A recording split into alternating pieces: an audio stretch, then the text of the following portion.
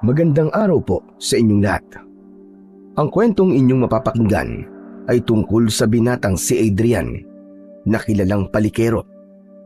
Nagtungo siya sa isang tagumbaryo upang takasan ang babaeng kanyang nabuntis. Ngunit sa baryong yon ay nakilala niya ang misteryosang babae na si Liwayway. Kahit nalaman ni Adrian na aswang ang tatay ni Liwayway, ay patuloy pa rin niya itong niligawan.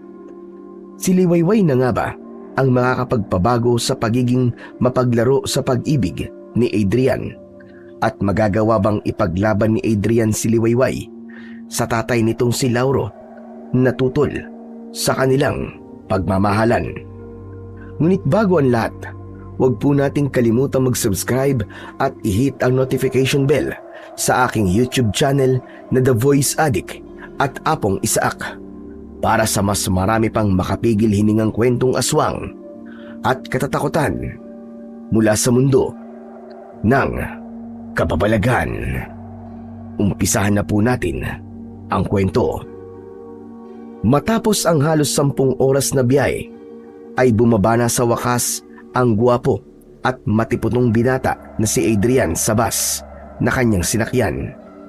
Nakasuot siya ng puting polo shirt, itim na pantalon at puting sapatos.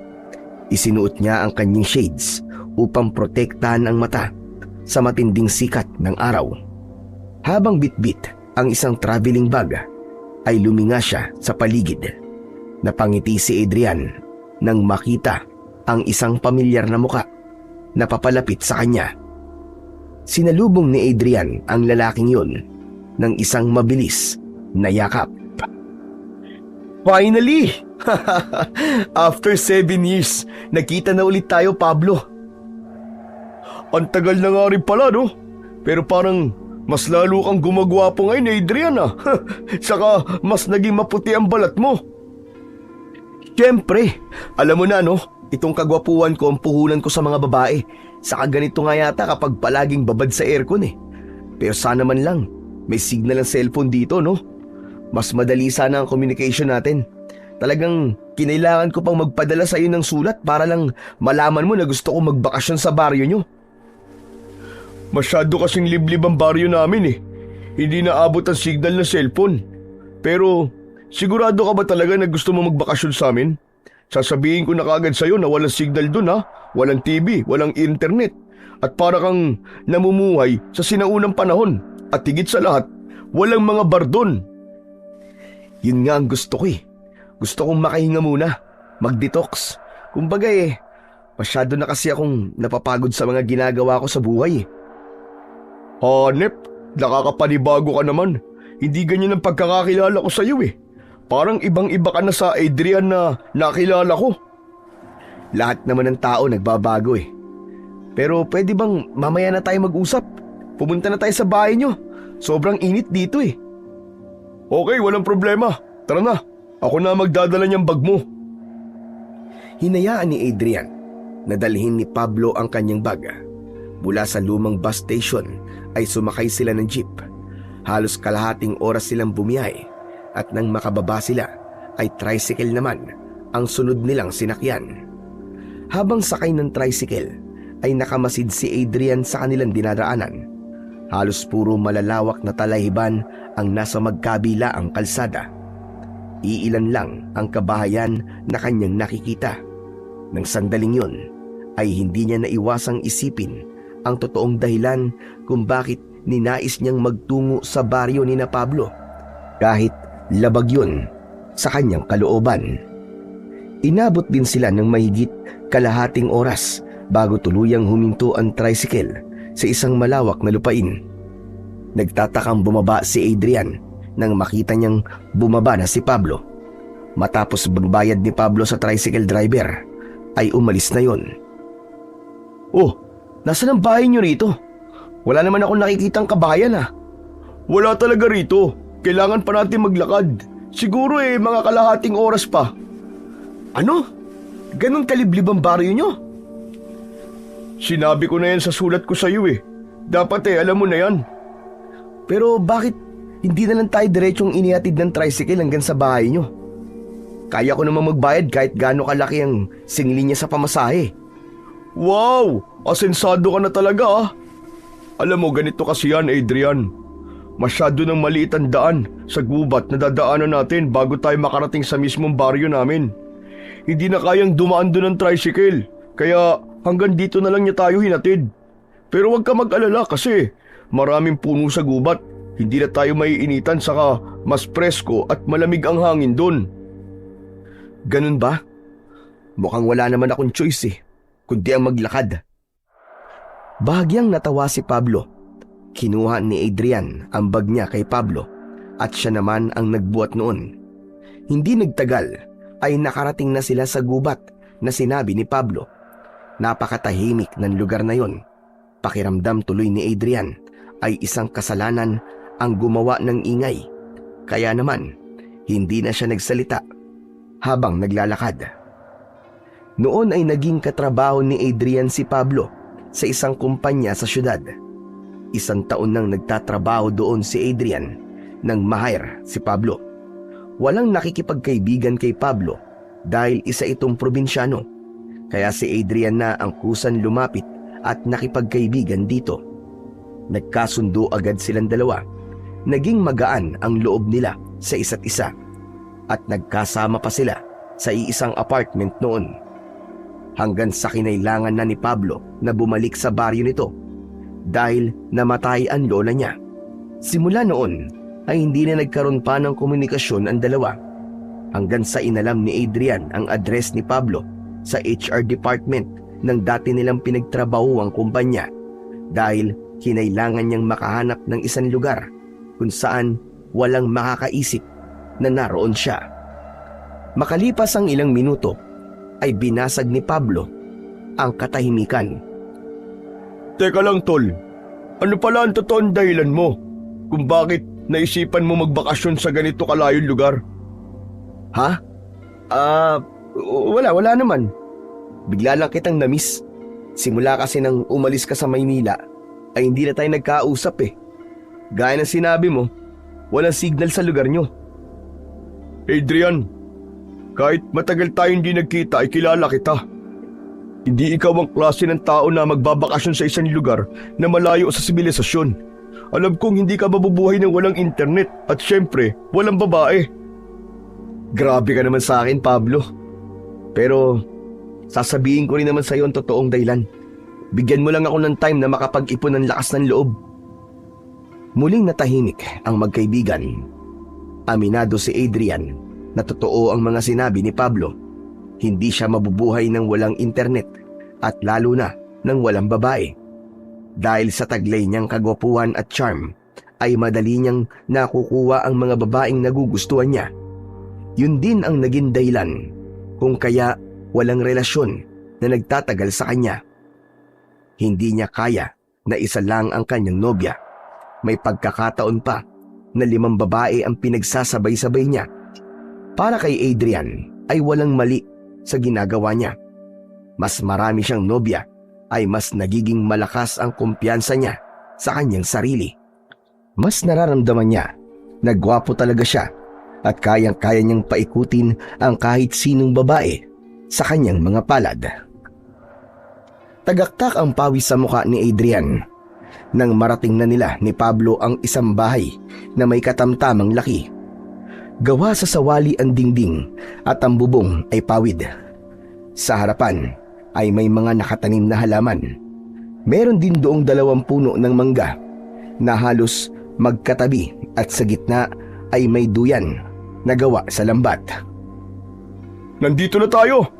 Welcome sa aming bahay! Aming bahay? Ibig sabihin may kasama ka? Asawa mo? Hehe, wala pa akong asawa. Saka na yan kapag stable na ang trabaho ko. Ang kasama ko rito ay si Lolo Ador. Wala nga lang siya ngayon, pero mamaya uuwi na yun. Tara na sa loob para makapagpahinga ka na. Pumasok na ang dalawa sa bahay. Agad na napansin ni Adrian ang isang estante na puno ng mga pinatuyong dahon at mga bote na may lamang langis. Teka, albularyo ka na ba ngayon? Hindi, nagtatrabaho ko sa munisipyo sa bayan. Si Lolo Ador ang albularyo. Binata pa lang siya yan ang ikinabubuhay niya. Magaling din yung manghilot. Uy, talaga? Tamang-tama, sumakit ang likod ko sa tagal ng biyahe sa bus Pwede kaya ako magpahilot sa kanya mamaya? Oo naman, mamaya sasabihin ko sa kanya. Pero ipapaalala ko na sa'yo medyo may pagkamasungit si Lolo. Matanda na kasi, bugnutin yun. Kaya ikaw na lang ang bahala magpasensya sa kanya. Sanay na ako sa bugnutin, Chong. Topak nga ng mga babae, kinakaya ko Natawa si Pablo sa sinabing yun ni Adrian. Maya-maya pa ay dinala na ni Pablo si Adrian sa isang kwarto. Ayon kay Pablo ay dalawa silang gagamit ng kwartong yun habang nandoon si Adrian. Si Lolo Ador naman ay sa kabilang kwarto na mas maliit.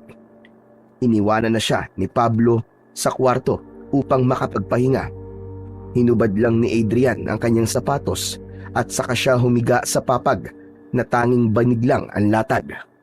Kahit hindi sanay na matulog sa matigas na higaan, ay agad na nakatulog si Adrian dahil sa labis na pagod sa napakahabang biyahe. Madilim na ang paligid nang magising si Adrian. Naulinagan niya ang boses ni Pablo sa labas ng kwarto habang kausap ang isang matandang lalaki. Alam niya na ang matandang yun ang lolo ng kanyang kaibigan. Bumangon siya at lumabas ng kwarto. Nagpasalamat siya dahil may ilaw doon, dahil kanina ay iniisip niya na wala. Sabay na napatingin sina Pablo at Lolo Ador sa kanya. Unang kita pa lang ni Adrian kay Lolo Ador ay nahinuha niya kagad na totoo ang sinabi ni Pablo tungkol dito. Mukha nga yung masungit. Hindi man lang siya nito nginingitian o binati. Magandang gabi po, Lolo Ador. Ako po si Adrian. Kaibigan po ako ni Pablo sa Maynila. Hindi mo ba alam na anong oras na? Kanina pa ang oras ng hapunan. Alam mo bang kailangan ka pa naming hintayin? Dahil sa bahay na ito ay dapat sabay-sabay tayong kumakain. Lolo, hindi po alam yan ni Adrian Saka pagod po siya sa biyahe kaya ngayon lang po siya nagising. Hayaan niyo na po. Ilang segundong tinitigan ni Lolo Ador si Adrian. Saka ito tumayo at nagtungo sa kusina. Tumayo na rin si Pablo at lumapit kay Adrian. Totoo nga ang sinabi mo, Tol. Masungit nga ang lolo mo. Sabi ko na sa'yo Tara na't kumain. At ayaw niya talaga na pinaghihintay ang pagkain Naupo na sina Adrian at Pablo sa harap ng hapagkainan. May pritong tilapia at ensaladang talong sa lamesa. Sa gitna ay naroon ang isang kaldero ng kanin. Sasandok na sana si Adrian ng kanin nang biglang tinampal ni Lolo Ador ang kamay niya. Aray! Bakit po, Lo? Hindi ka ba tinuruan ng mga magulang mo na magdasal bago kumain? Magdadasal muna tayo. Ay, sorry po. Hindi ko po alam. Matalim ang mga mata ni Lolo Ador kay Adrian.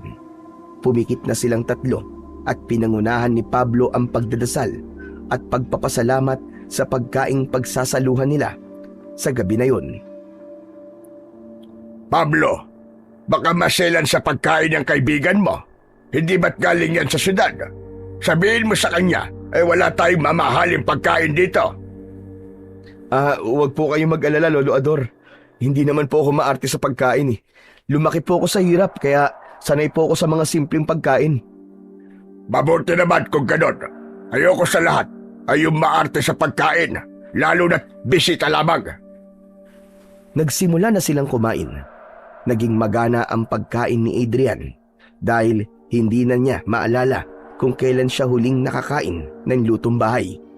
Sa syudad kasi ay mag-isa lang siyang naninirahan sa bahay na hinuhulugan niya at hindi siya marunong magluto. Kaya palagi siyang nagpapadeliver o hindi kaya ay kumakain sa iba't ibang fast food restaurant. Matapos ang masarap na hapunan ay lumabas si Adrian upang manigarilyo. Habang bumubuga siya ng usok ay napansin niya na napakatahimik ng paligid at wala na siyang nakikitang tao sa labas kahit hindi pa naman ganun kadilim. Hindi ka pa rin pala tumitigil sa pagyoyosi mo Nagulat si Adrian nang biglang magsalita si Pablo sa likuran niya. Tumayo ito sa tabi niya. Pambihira ka. Bumusina ka naman, Pablo. Nakakagulat ka naman. Ay, Diyos ko. Tumalo ng puso ko ah. Balik tayo sa tanong mo. Itong Yossi, binawasan ko naman na to. Napaits lang ako kasi kinakabahan ako sa lolo mo eh. Masyado siyang matapang. Ganun talaga si Lolo Ador. Kahit ako sinusungitan din nun. Pero mabait naman yun. Ganun nga yata kapag matanda na. Isang mahabang katahimikan ang namagitan sa dalawa habang ipinagpapatuloy ni Adrian ang pagtingin sa paligid. Teka Pablo, ganito ba dito palagi? Ang aga pa pero sobrang tahimik na ng paligid. Kahit isang tao sa labas wala akong makita oh. Ang layo sa Maynila, di ba? Ganito lagi rito kapag gabi na. Wala ka nang makikitang tao na nasa labas ng kanika nilang mga bahay. Alam mo ba kung bakit? Bakit ba? Huwag ka mabibigla ah. Dahil sa aswang. Ano? Aswang? Pwede ba Pablo? Huwag mo nga akong takutin. Hindi totoo mga aswang-aswang. Kwentong barbero lang yan. Hindi totoo sa paniniwala mo. Pero sa paniniwala ng mga tao rito, totoo ang aswang, Chong. Kaya kung ako sa'yo, hindi na ako gagala kapag madilim na.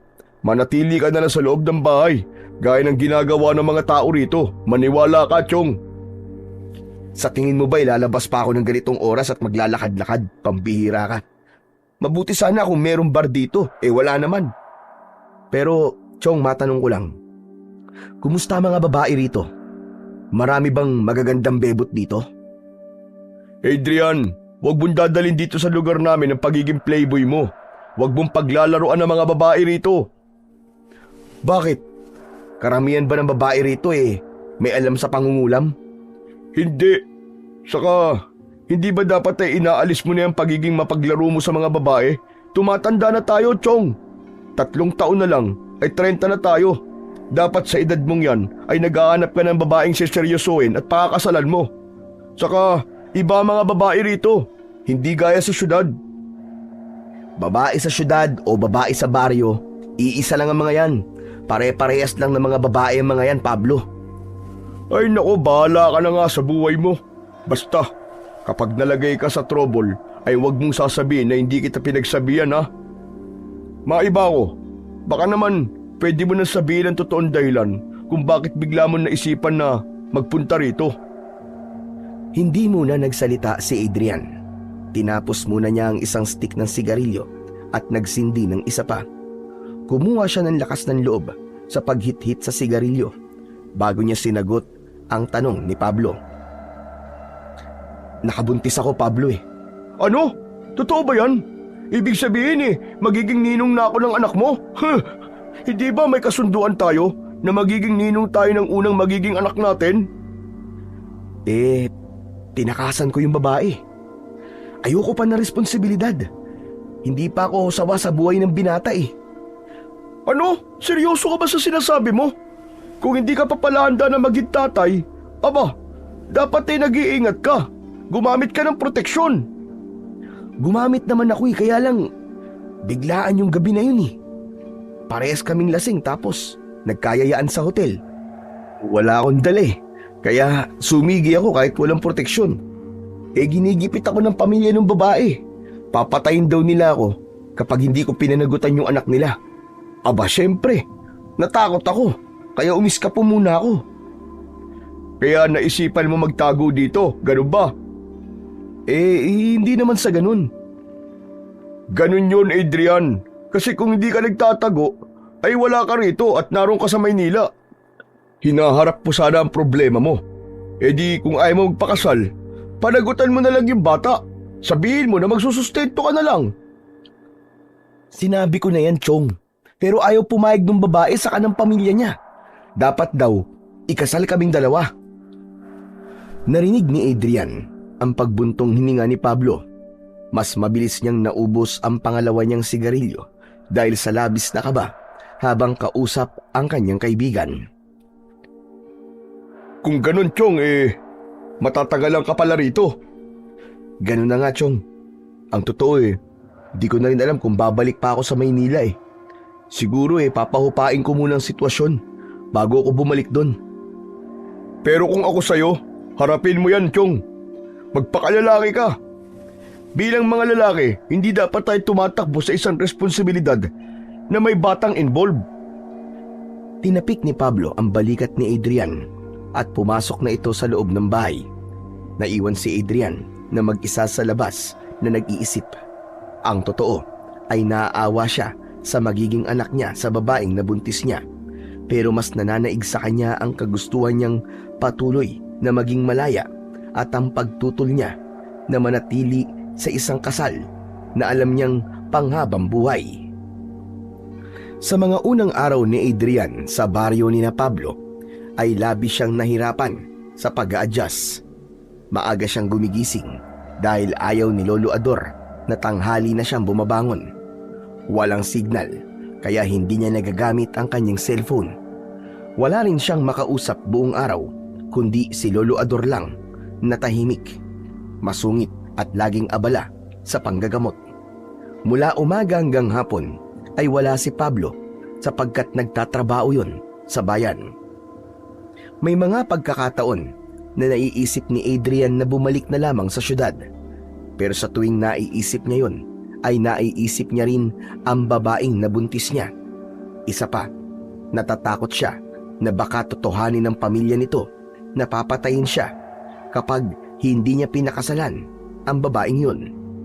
Hindi pa siya handang harapin ang problemang tinakasan niya, kaya kahit mahirap ay pinili niyang manatili sa lugar na yon at umasa siya na magiging maayos din ang lahat pagdating ng tamang panahon. Isang araw ng Sabado, walang pasok sa trabaho si Pablo kaya labis na natuwa si Adrian. Sa wakas ay hindi na lang si Lolo Ador ang makakasama niya. Nang makapag-almusal sila ay inaya si Adrian ni Pablo na mamasyal sa isang magandang lugar sa baryong yun. Dinala siya ni Pablo sa isang malinis na ilog na nasa dulong bahagi ng baryo. Medyo mabato roon pero bawing-bawi naman sa sobrang linaw ng tubig. Bukod doon ay napakaganda rin ng paligid. Napakaraming puno sa paligid kaya kahit tirik na tirik ang sikat ng araw ay hindi ganon kainit. Sa iba't ibang bahagi ng ilog ay may ilang kababaihan na abala sa paglalaba at ilang bata na naliligo at naglalaro. Namamanghang pinagmasdan ni Adrian ang buong paligid. Ayos Wala bang entrance fee dito, Chong? Grabe, sobrang ganda dito. Wala, Chong, libre lang to. Kahit na anong oras ay pwede ka magpunta dito nang wala kang binabayaran. Napakaswerte nyo pala dito kasi may ganito kayo kaganda at kalinis na ilog. Hindi kasi abusado ang mga tao rito. Saka naniniwala kami na may nagbabantay na diwata sa ilog na to. At kapag nilapastangan namin tong ilog ay magagalit siya. Kaya ganun na lamang alagaan ng ilog na to. Napailing si Adrian habang tumatawa. Hanep pa. Kagabi aswang. Ngayon naman diwata. Anong susunod? Tikbalang, kapre, tiyanak? O baka naman sigbin? Hoy, ikaw talaga. Puro ka kalokohan. Alam mo, parang ang sarap mag-inom dito. Wala ba mabibila ng alak dito, Chong? Meron naman. Gusto bang bumili ako? Samahan ko na rin ng chicharon para may pulutan. Sige, hintayin na lang kita rito, Chong. Nagmamadaling umalis si Pablo habang si Adrian naman ay pinagsawa ang kanyang mata sa ganda ng kanyang nakikita. Muli niyang nakita ang mga batang naliligo sa ilog at nakaramdam siya ng inggit sa mga yon. Hinubad niya ang kanyang sando at nalantad ang kanyang matipunong katawan. Lumusong siya sa malamig na tubig ng ilog na tanging shorts lang ang suot. Grabe ang lamig! Nakaka-relax! Ang sarap dito! Masayang naglalangoy sa ilog si Adrian ay bigla siyang natigilan nang may nakita siyang isang babae na papunta sa ilog. May batya na nakapatong sa ulo nito at may dala itong palo-palo. Umupo ang babae sa bato sa gilid ng ilog at nagsimulang maglaba. Tila Nabato-balani si Adrian sa kagandahan ng babaeng yon. Morena ang kutis ng babae. Mahaba ang tuwid at itim nitong buhok na paminsan-minsan ay hinahawi nito kapag humahangin ng malakas. Simple ang ganda ng babae pero napakalakas ng dating nito para kay Adrian. Napaka-inosente nitong tignan na para bang hindi ito makabasag ng pinggan. Adrian, nandito na ang request mong alak ko. Napapitlag si Adrian nang marinig ang boses ni Pablo. Tumingin siya sa kaibigan niya na may 2 bote ng malaking beer at isang supot ng chicharon. Umahon muna sa ilog si Adrian at lumapit kay Pablo. Binuksan ni Pablo ang 2 bote ng beer gamit ang ngipin. Inabot nito ang 1 bote sa kanya at saka sila umupo sa malapad na bato sa tabi ng ilog. Habang tumutungga ng beer ay nakatitig si Adrian sa napakagandang babae. Hindi niya pa rin maalis ang tingin niya sa dalaga. Marami na siyang nakitang magagandang babae sa Maynila, ngunit iba ang dating ng babaeng yon para sa kanya. Teka lang, bakit kanina ka pa ba tulala dyan? Hoy Adrian, para ka na maligno ah. Chong, sino yung babae na yon? Inginuso ni Adrian ang magandang babae at tinignan naman ni Pablo ang itinuro niya. Ah, si Liwayway yun. Bakit? Type mo? Oo, Chong. Sobrang ganda niya kahit sa malayo. Naku, tinamaan ka ng magaling. Okay, sige. Payag na akong pormahan mo ang kahit sinong babae dito sa baryo namin. Maliban lang kay Liwayway. Bakit? May gusto ka ba sa kanya? Kung oo, walang problema sa akin. Kilala mo naman ako eh. Mapagbigay ako pagdating sa mga kaibigan ko. Wala akong gusto sa kanya, Chong. Ang kwento kasi dito sa amin eh, aswang ang tatay ni Liwayway na si Mang Lauro. Kaya kung mapapansin mo, ay nakahiwalay siya sa ibang mga naglalaba kasi iniiwasan sila ng mga tao rito eh. Kasi ang alam dito sa amin ay aswang din niyang si Liwayway. Kasi aswang nga ang tatay niya. Ayan ka na naman sa mga aswang-aswang mo eh. Saka tignan mo nga siya. May aswang bang ganyang kaganda? Sandali, Chong, at lalapitan ko ha. Magpapakilala ako. Tumungga muna ng alak si Adrian bago siya tumayo. Sinubukan siyang pigilan ni Pablo, ngunit hindi niya ito pinakinggan. Mas nanaig sa kanya ang kagustuhang makilala ang babaeng yon. Hindi na bago kay Adrian ang ganong gawain. Para sa kanya ay napakadali lang kausapin ng isang babae kahit hindi pa siya nito kilala. Nang makalapit si Adrian kay Liwayway, ay mas lalo siyang nabighani rito. Napagtanto niya na mas maganda pala ito sa malapitan. Sobrang amo ng mukha nito na para bang sa buong buhay nito ay hindi pa ito nakakagawa ng kasalanan. Patuloy lang si Liwayway sa pagkuskus at pagpalo sa damit na nilalaban nito. Tila hindi nito ramdam na nakatayo si Adrian sa tabi nito. Tumikhim si Adrian upang kunin ang atensyon ng dalaga. Tumingin naman ang dalaga sa kanya habang may gulat at takot sa mga mata. Agad namang ipinakita ni Adrian ang kanyang magandang ngiti na alam niyang kinahuhumalingan ng napakaraming mga babae.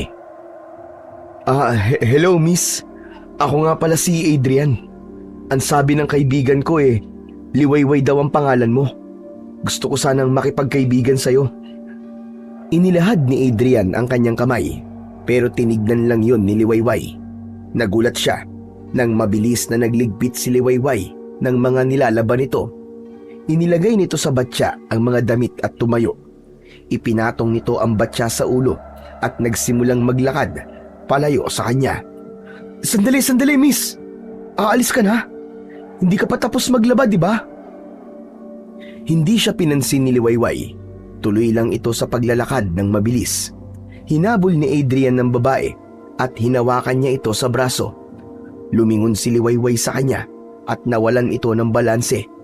Napasubsob ito sa matipunong dibdib ni Adrian habang ang ilang piraso ng mga damit na nasa batya ay nalaglag sa lupa. Parang napaso na inilayo ni Liwayway ang sarili kay Adrian. Tignan mo ang ginawa mo. Nadumihan na ang mga damit ko. Ikaw naman kasi, bigla-bigla ka na lang umaalis.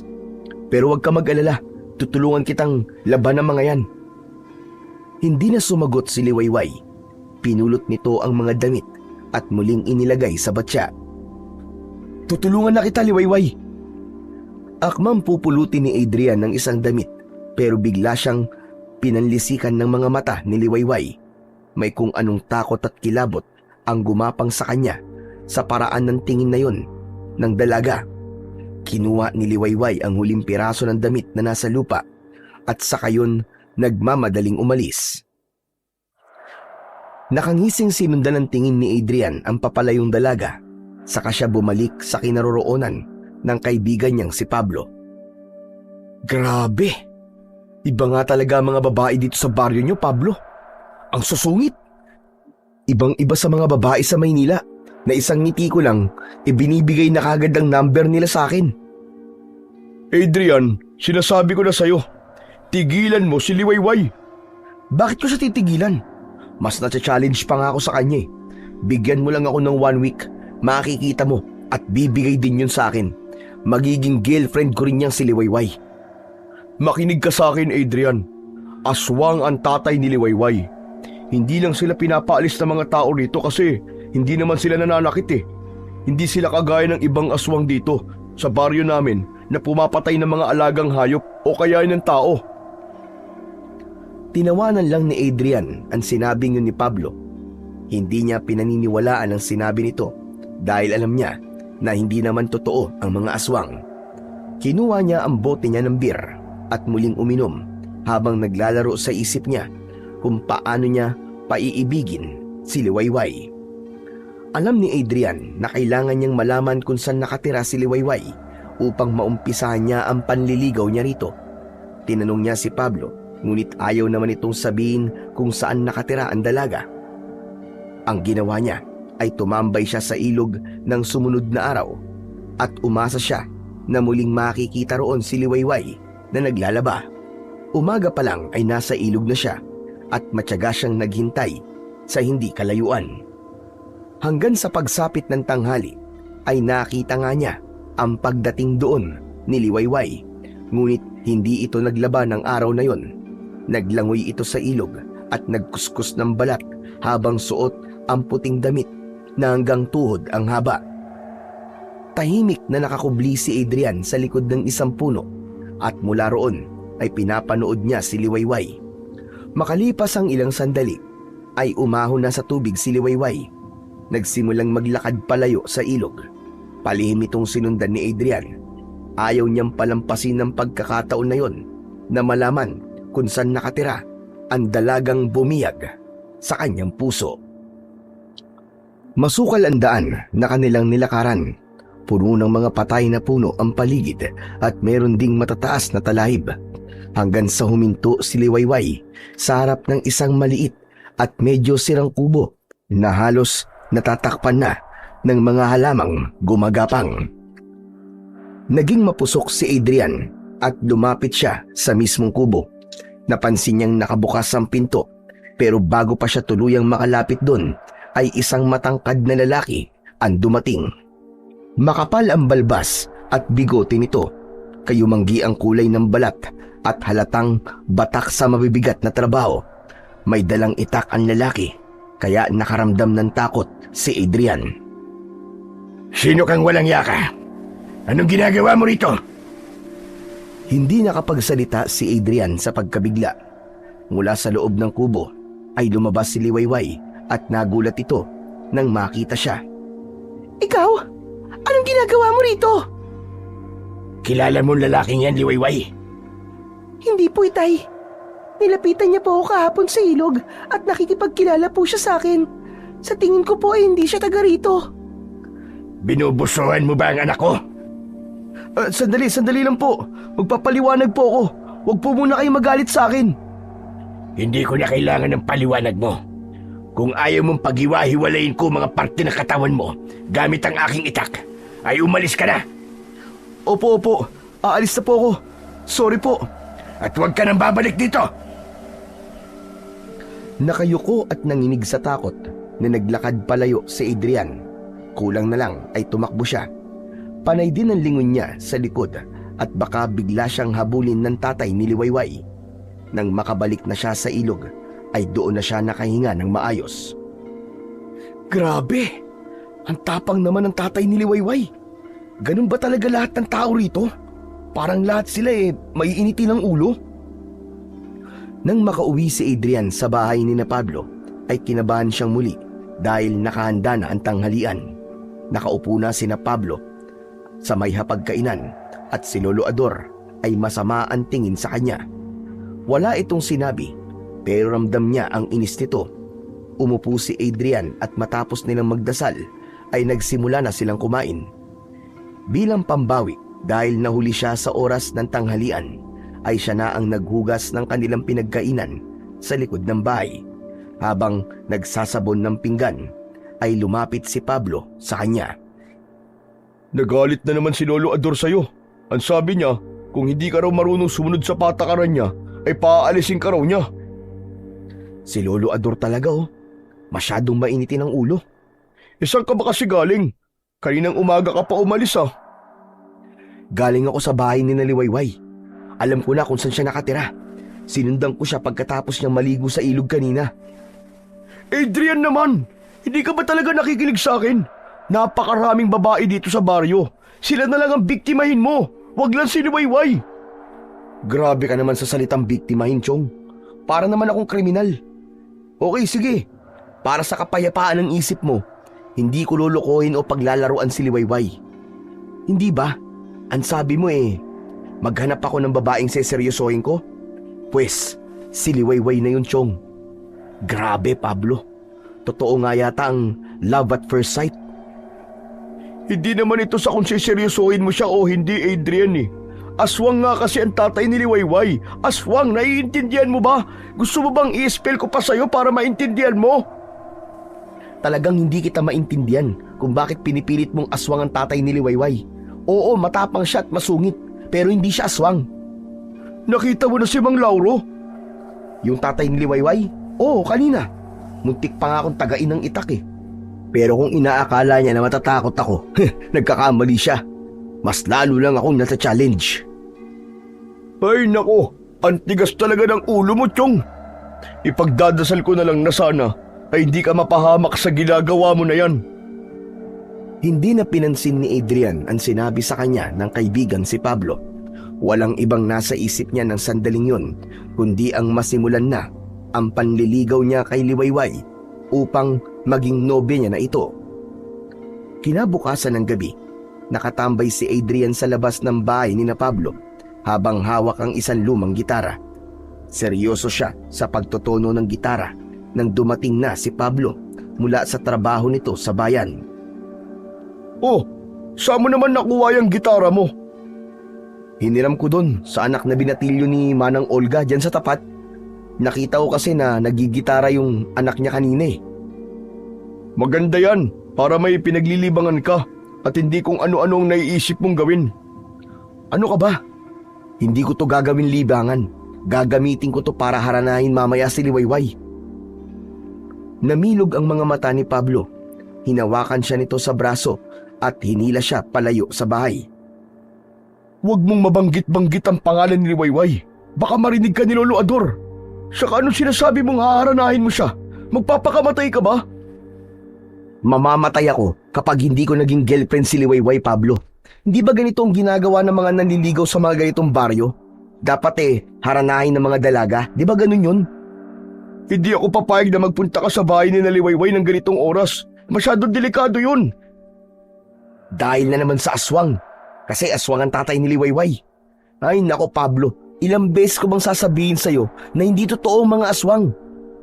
Ilang taong ka rin tumira sa Maynila, di ba? May nakita ka bang aswang? Huwag mong ikumpara ang Maynila sa baryo namin, Adrian. Marami ka pang hindi nalalaman dito. Saka, tigilan mo sabi si Liwayway Ang kulit mo. Kahit na anong sabihin mo, hindi mo ako mapipigilan, Pablo. Magpupunta pa rin ako mamaya sa bahay ni Liwayway at haharanahin ko siya. Sayang naman ang ganda ng boses ko kung hindi niya maririnig, di ba? Malay mo, itong boses ko pala ang maging dahilan para ma-inlove siya sa akin. Hindi na hinintay ni Adrian na magsalita si Pablo at pumasok na siya sa bahay. Alam niya kasi na puro pagtutol at pagpigil lang ang maririnig niya sa kanyang kaibigan. Ayaw niya na makasagap ng mga negatibong enerhiya bago siya sumabak sa pangaharana kay Liwayway mamaya. Matapos ang hapunan ay nagpractice na ng pagganta at pagtugtog ng gitara si Adrian sa sala. Nasa kusina pa rin sina Lolo Ador at Pablo. Nasa gitna ng pag-aawit si Adrian nang biglang nagsalita si Lolo Ador. Pablo, mukhang may nag-aaway na naman pusa sa bubong. Itaboy mo nga. Lolo, hindi po nag-aaway na pusa yun. Si Adrian po yun, kumakanta siya. Anak nang, kanta ba yun? Parang tunog na ginugupit na yero ang boses. Ito talagang si Lolo Ador. Number 1 na basher ko. Pambihira talaga itong matandang to. Ipinagpatuloy na ni Adrian ng pagkanta at pagtugtog ng gitara. Maya-maya pa ay dumaan si Lolo Ador at huminto sa kanyang harapan. Ikaw, bukas ka na tumula dyan at ako'y matutulog na. Nakakahiya rin sa mga kapitbahay at baka isipin merong umiiyak dito. Hindi sinagot ni Adrian si Lolo Ador. Pumasok na ang matanda sa kwarto nito at isinarado ang pinto. Sunod namang lumapit si Pablo sa kanya. Ibubuka pa lang nito ang bibig ay inunahan niya na ito sa pagsasalita. Ops, ops, ops! Huwag mo nang sayangin ang laway mo. Kahit na anong sabihin mo, tutuloy pa rin ako mamaya. Alam ko, pero hindi kita pwedeng hayaan na magpunta ron na mag-isa. Sasamahan kita. Nagliwanag ang mukha ni Adrian sa kanyang narinig. Yan! Yan ang gusto ko. Ikaw na talaga ang pinaka-supportive kong kaibigan. Ayos ka talaga, best friend. Hindi pa rin kita suportado sa panliligaw mo na yan kay Liwayway, Adrian. Sasamahan kita kasi gusto ko makasiguro na magiging ligtas ka. Bisita ka namin dito at ayoko mapahamak ka. Kung ano man ang dahilan mo, kaya ka sasama sa akin, ay salamat pa rin. Pero mamaya na tayo umalis. Hintayin muna nating makatulog si Lolo. Okay, walang problema. Ayos na ayos. Napakasaya ni Adrian ng sandaling yon. Ang totoo, may konti pa rin siyang takot na magpunta ng mag-isa sa bahay ni Liwayway dahil kay Mang Lauro. Hindi pa rin niya nakakalimutan ang nangyari sa unang pagkikita nila. Ganun pa man, alam niya na ang panghaharanang gagawin niya ay isang malaking hakbang upang ipakita kay Liwayway na gusto niya talaga ito. Pagsapit ng 11:11 ng gabi ay sinabi na ni Pablo kay Adrian na maaari na silang umalis dahil mahimbing na ang tulog ni Lolo Ador. Dinala ni Adrian ang gitara at habang naglalakad sila ay napansin niya ang isang plastik ng asin na dala ni Pablo. Hoy Chong, may manadaanan ba tayo nagtitinda ng balot at may dala kang asin? Hindi to para sa balot. Para to sa aswang. Takot sa asin ng mga aswang. Mabuti na sigurado. Pero baka magbago pa ang isip mo, Adrian. Huwag mo nang ituloy ito. Umuwi na lang tayo. O kung gusto mo talagang haranahin si Liwayway, bukas na lang ng umaga. Pambihira na yan, oo. Alam mo, ikaw tong probinsyano pero ikaw itong hindi alam na gabi lang ginagawa ang harana. Saka maganda nga na gabi mangharana para romantic kasi tahimik. Patuloy na naglakad ang dalawa. Bagamat kinakabahan, ay mas lamang ang kasiyahan ni Adrian. Hindi na lang niya binigyan ng pansin ang manakanakang paglinga ni Pablo sa paligid na para bang iniisip nito na anumang sandali ay may susunggab sa kanila na kung ano mula sa kung saan. Matapos nilang makatawid sa ilog, ay dinaanan nila ang masukal na daan patungo sa bahay ni Liwayway. Hindi nagtagal ay natanaw na ni Adrian ang kubo kung saan naninirahan ang dalagang nais niyang haranain sa gabing yun. Biglang hinawakan ni Pablo sa braso si Adrian. Napatingin siya sa kanyang kaibigan. Adrian, umuwi na tayo. Grabe na ang kilabot na nararamdaman ko eh. Baka naman kasi kailangan mo lang gumamit ng banyo kaya ka kinikilabutan. Pero kung natatakot ka talaga, Sige, umuwi ka na lang, mauna ka na. Kaya ko naman to kahit mag-isa lang ako eh. Anak ng 7 kagaw naman talaga oh. Masyado ka talagang pasaway. Ipapaalala ko lang sa'yo na yung pagkahumaling mo sa mga babae ang palaging nagpapahamak sa'yo. Pero hindi sa pagkakataong to, Chong. Ngumiti si Adrian at tinapik-tapik sa pisngi ang kaibigang si Pablo. Muli siyang naglakad at tuminto sa nakasaradong bintana ng kubo ni Naliwayway. Tumikhim siya bago nagsimulang tumugtog ng gitara. Sinabayan niya yon ng sintonadong pag-awit, pero sa kanyang pandinig ay napakaganda ng kanyang boses. Habang patuloy ang kanyang pag-awit, ay wala siyang nakikitang nagsindi ng ilaw, pero ramdam niya na naririnig ni Liwayway ang kanyang pag-awit. Makalipas ang ilang minuto, ay natapos na ni Adrian ang pangaharana. Huminga siya ng malalim at naghintay na bubuksan ni Liwayway ang bintana. Oh, ngayon tapos ka ng mangharana. Umuwi na tayo. Anak ng teteng, oo. May lakad ka ba? May taxi bang naghihintay sa'yo at nagmamadali ka? Sandali lang. Sigurado ako na pagbubuksan ako ni Liwayway ng bintana. Easy ka lang dyan, relax lang. Tumalon ang puso ni Adrian nang makita niya na may nagliwanag sa loob ng kubo. Hindi nagtagal ay bumukas ang bintana at sumilip mula roon si Liwayway. O diba? Sabi ko na sa iyo, bubuksan ni Liwayway ang bintana eh. Anong ginagawa niyo rito? Umalis na kayo bago pa dumating si tatay. Wala ang tatay mo? Sakto, buti na lang wala siya. Adrian, tara na. Sundin mo na lang ang sinabi ni Liwayway. Umalis na tayo. Hindi ako natatakot sa tatay mo, Liwayway. Hayaan mong ipakita ko sa kanya na malinis ang hangarin ko sa'yo. Gusto kitang ligawan. Bigyan mo naman ako ng tsanso. Hindi ka ba talaga marunong umintindi? Umalis na kayo. Adrian, tara na. Umuwi na tayo. Mahigpit na hinawakan ni Pablo ang braso ni Adrian at hinila siya nito palayo sa bahay ni Liwayway. Napilitang umalis si Adrian nang isarado na ni Liwayway ang bintana. Ngunit sa loob niya ay sigurado siyang hindi pa yon ang huling beses na susubukan niyang ligawan ang babaeng itinitibok ng kanyang puso. Habang naglalakad sa kasukalan, ay biglang lumakas ang hangin. Yumuko ang matataas na talahib sa paligid. Sandali silang napahinto at sa pagtingala nila ay nakita nila ang isang parang napakalaking ibon na lumilipad. Paikot-ikot yun sa itaas na para bang naghihintay lang yun ng tamang pagkakataon para atakihin ang target nito. Grabe!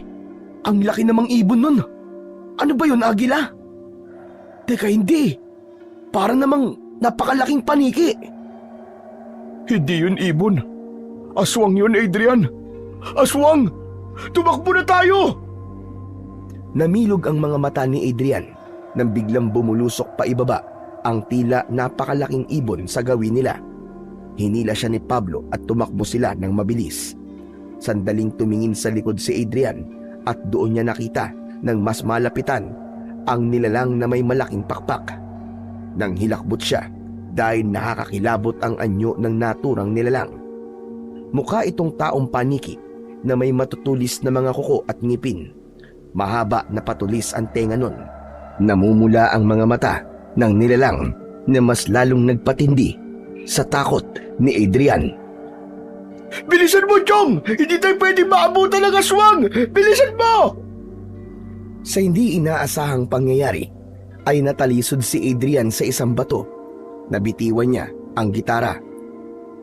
Napasubsob siya sa lupa at sa pagharap niya ay napasigaw siya dahil pasugod na sa kanya ang nakakatakot na halimaw. Ngunit dumaan lamang ang nilalang sa ibabaw ni Adrian. Muli yung lumipad pataas hanggang sa tuluyan na yung nawala sa kanilang paningin. Hindi makagalaw si Adrian mula sa pagkakahiga sa lupa. Pakiramdam niya ay panaginip lang ang lahat. Lumapit si Pablo sa kanya at tinulungan siya nitong tumayo. Tara na! Baka balikan tayo ng aswang, Chong! Hindi pa rin makapagsalita si Adrian. Tumayo siya at kinuha ang gitara. Hanggang sa makauwi sila sa bahay ay nanginginig pa rin si Adrian. Hindi maalis sa isip niya ang mukha ng nakakatakot na nilalang na umatake sa kanila ng kaibigan niyang si Pablo. Habang nakaupo sa sala, ay inabutan si Adrian ng isang baso ng tubig ni Pablo. Oh, uminom ka na muna ng tubig. Namumutla ka na eh. Kinuha ni Adrian ng baso at inubos ang tubig. Kahit paano ay nabawasan ang bilis ng tibok ng puso niya matapos niyang uminom. O ano? Kala mo siguro naman naniniwala ka na totoo nga may aswang. Yun na ba yung aswang na sinasabi mo, Chong? Yun na nga, hindi ba't nakakatakot siya? Hindi ako naniniwala dati sa aswang. Pero sa nakita ko kanina, mukhang tama ka nga, Pablo. Totoo nga ang aswang. Akala ko katapusan na natin kanina eh. Sigurado ko na maraming babae ang iiyak kapag namatay ako kasi hindi na nila matitikman ang kagwapuan ko. Hataw, iba ka rin talaga eh, no? Muntik na nga tayo mamatay eh. Nagagawa mo pang magyabang ng ganyan? Hindi ako nagyayabang, Pablo. Nagsasabi lang ako ng totoo, no? Talagang mahal pa rin ako ng Diyos at ayaw niya sigurong mabawasan ng gwapo ang mundo natin. Pero buti na lang talaga at nakaligtas tayo dun sa pangit na aswang na yun. Kung nagkataon wala, kwento na tayo ngayon. Anong aswang ang sinasabi yung dalawa? Nagulat sina Adrian at Pablo nang makita nila si Lolo Ador na nakatayo sa tapat ng pintuan ng kwarto nito. Matalim ang mata ng matanda habang nakatingin sa kanilang dalawa. Naglakad ito palapit kina Adrian at mas naging matalim ang mga tingin nito. O ano? Kinuha na ba ng mga diwede ang dila nyo at hindi na kayo nakapagsalita? Samantalang kanina ang iingay nyo habang ako'y natutulog. Magsalita kayo. Ano tong naririnig ko tungkol sa aswang? Wala po, Lolo. Kinikwentuhan ko lang po si Adrian ng mga kwentong aswang dito sa ating baryo. Nagsasabi ka ba ng totoo? Bakit iba yata ang narinig ko kanina? Sinabi nyo na inatake kayo ng aswang. Hindi ako bingi, Pablo. Magsabi ka sa akin ng totoo. Lumabas ba kayong dalawa ng ganitong oras? Opo, Lolo Ador. Lumabas po kami at tinabol po kami ng isang aswang na lumilipad. Adrian, ano ba? Pablo, narinig naman ni Lolo Ador ang pinag-usapan natin eh. Wala nang dahilan para hindi sabihin sa kanya ang totoo. Saka parang hindi mo kilala ang lolo mo. Hindi niya tayo titigilan hanggat hindi tayo nagsasabi ng totoo. Totoo ba ang sinabi ni Adrian, Pablo? Hinabol kayo ng lumilipad na aswang? Opo, Lolo, totoo po. Ito po kasing si Adrian eh. Bigla na lang po lumabas. Sinamahan ko lang po siya kasi alam ko po na delikado na sa labas kapag ganitong oras. Hindi ko naman po alam na may aswang na-atake sa amin. Ilang beses ko na po siyang sinabihan na may aswang po dito, pero hindi po siya naniniwala eh. Yang pagiging matigas ng ulo mo ang magpapahamak sa'yo, Adrian. Dayo ka lang sa lugar namin at marami ka pang hindi nalalaban dito. Naiintindihan ko kung hindi ka naniniwala sa aswang dahil karaniwan na yan sa mga galing ng syudad. Kaya kung hindi ka mapagsabihan at ipipilit mo mga gusto mong gawin, ay mas makabubuti na umalis ka na lang dito. Ayoko mapapahamak ka habang nandito ka sa aking bahay dahil kargo ka pa namin. Matapos yun, ay bumalik na si Lolo Ador sa silid nito. Naiwan sina Adrian at Pablo na walang imik. Hindi nagtagal ay pumasok na rin sila sa kanilang kwarto at nahiga. Ngunit hindi magawang makatulog ni Adrian ng gabing yun. Kung sa nakalipas na araw ay ang muka ni Liwayway ang nasa isip niya. Nang gabing yun ay ang nakakatakot na mukha ng aswang ang naglalaro sa kanyang imahinasyon. Kinabukasan ay ibinalik na ni Adrian ang gitarang hiniram niya. Dahil sa nagasgasan yun nung nakaraang gabi, ay binigyan niya ng pera ang may-ari ng gitara. Pagbalik niya sa bahay, ay naabutan niya si Pablo na nakaupo sa labas. Oh, Chong, bakit di ka pa yata nakabihis? Tinatamad ka bang pumasok sa trabaho mo ngayong araw? Holiday ngayon, kaya hindi ako papasok. Mabuti naman, para hindi lang si Lolo Ador ang makakausap ko maghapon. Umupo si Adrian sa tabi ni Pablo. Bumalik sa alaala niya ang nangyari sa kanila kagabi. Grabe, Chong. Hindi ko talaga makalimutan yung aswang. Hanggang sa panaginip nagpakita siya sa akin.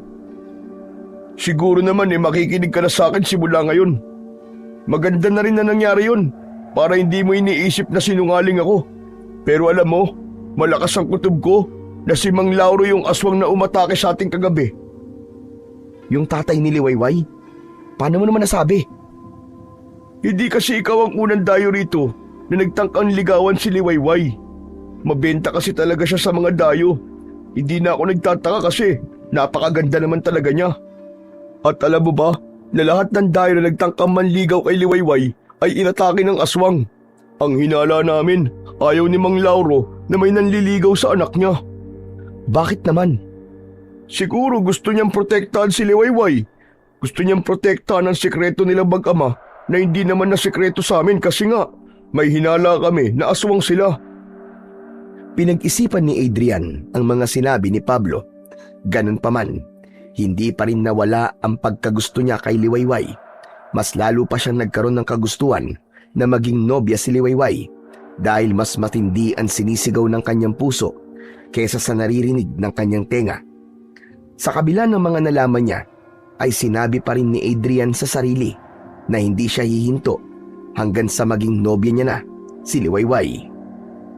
Isang umaga, matapos mag-almusal, ay nagtungo si Adrian sa ilog. Habang nakaupo sa isang malaking bato sa gilid ng ilog, ay natanaw niya mula sa di kalayuan ang pagdating ni Liwayway. Bitbit nito ang isang batya ng labahan. Pumwesto ito sa gilid ng ilog at nagsimulang maglaba. Makalipas ang ilang minuto ay dalawang lalaki ang lumapit kay Liwayway. May hindi magandang naramdaman si Adrian pero nanatili lang siya sa kanyang kinauupuan. Kinausap ng dalawang lalaki si Liwayway at nakita niya ang hindi magandang reaksyon sa muka ng dalaga.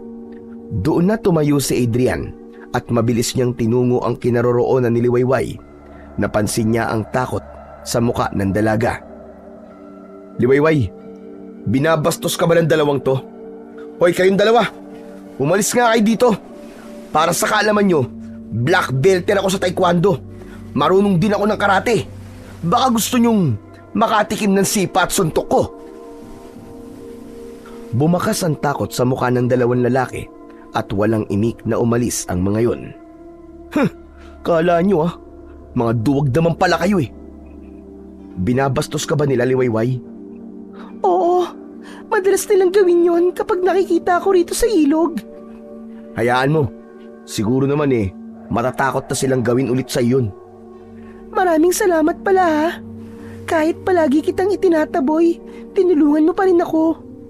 Siyempre no, hindi ako papayag na may nambabastos sa'yo, Liwayway. Oo nga pala, baka nakalimutan mo na ang pangalan ko. Ako nga pala si Adrian, galing ako sa Maynila, nagbabakasyon lang ako rito. Inilahad ni Adrian ang isa niyang kamay. Tinanggap naman yun ng tila nahihiyang si Liwayway. Gusto mo bang tulungan kita sa paglalaba mo? Wala naman akong ginagawa ngayon Hindi na kailangan. Isa pa baka makita ka ni tatay. Baka kung ano pang isipin niya at paniguradong magagalit siya. Ganun ba? Grabe din ang pagprotekta sa'yo ng tatay mo, no? Pero normal lang naman yun kasi babae ang anak niya Sige na, Adrian. Iwanan mo na ako rito. Maraming salamat ulit. Hindi na ipinilit pa ni Adrian na manatili sa tabi ni Liwayway kahit gusto pa sana niya itong makausap ng matagal. Ngunit masaya siyang naglakad palayo dahil sa kauna-unahang pagkakataon ay kinausap na siya ng maayos ni Liwayway. Mas lalo tuloy lumaki ang pag-asa niya na hindi magtatagal ay magiging magkasintahan na sila ng napakagandang dalaga na yon. Simula noon ay nagkaroon na ng malaking pagbabago sa pakikitungo ni Liwayway kay Adrian. Hindi na umiiwas ang dalaga tuwing nagkikita sila sa ilog. Pakiramdam ni Adrian ay tuluyan ng nagiba ang pader na nasa pagitan nilang dalawa. Hanggang isang umaga, habang magkatabing nakaupo sina Adrian at Liwayway sa malapad na bato sa tabi ng ilog, ay naisipan ni Adrian na ipaalam kay Liwayway ang nilalaman ng kanyang puso. Liwayway, Gusto kong maging honest sa'yo eh. Nung unang beses kitang nakita, alam mo ba na nahulog na kagad ang loob ko sa'yo? Hindi ko alam, pero parang may kung ano sa'yo na hindi ko maipaliwanag. Simula nang nakita kita, ay hindi ka na naalis-alis sa isipan ko. Seryoso ako nung sinabi ko sa'yo na gusto kitang ligawan. Handa kong patunayan sa'yo na kahit na anong paraan, na seryoso ako sa'yo. Ibaling mo na lang sa ibang nararamdaman mo, Adrian. Hindi akong babaeng nararapat para sa'yo. Hindi totoo yan, Liwayway. Alam kong may nararamdaman ka rin sa akin, pero parang may kung anong pumipigil sa'yo. Ang tatay mo ba? Ayaw lang ako masaktan ng tatay ko pagdating sa pag-ibig. Ang sabi niya, walang lalaking tatanggap sa akin. Ako, tanggap kita, Liwayway. Wala akong pakialam kahit pa sinasabi ng mga tao na aswang kayo ng tatay mo. Hindi ako naniniwala na totoo yun. Biglang natigilan si Liwayway sa sinabing yun ni Adrian. Napansin ni Adrian ang bahagyang gulat sa mga mata ng dalaga. Alam mo ang mga sinasabi ng mga tao tungkol sa amin?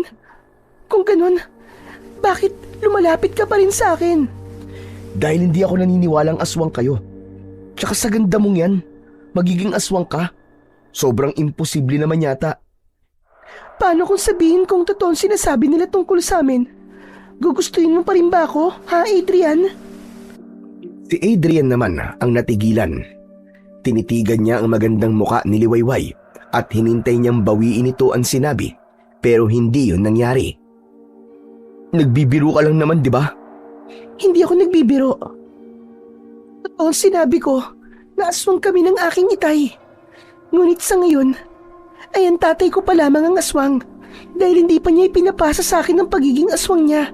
Pero darating ang panahon, kapag handa na ako, ay magiging kagaya rin niya ako. Ayoko magsinungaling sa iyo, Adrian. Ngayon pa lang, ay gusto ko nang malaman mo ang totoo.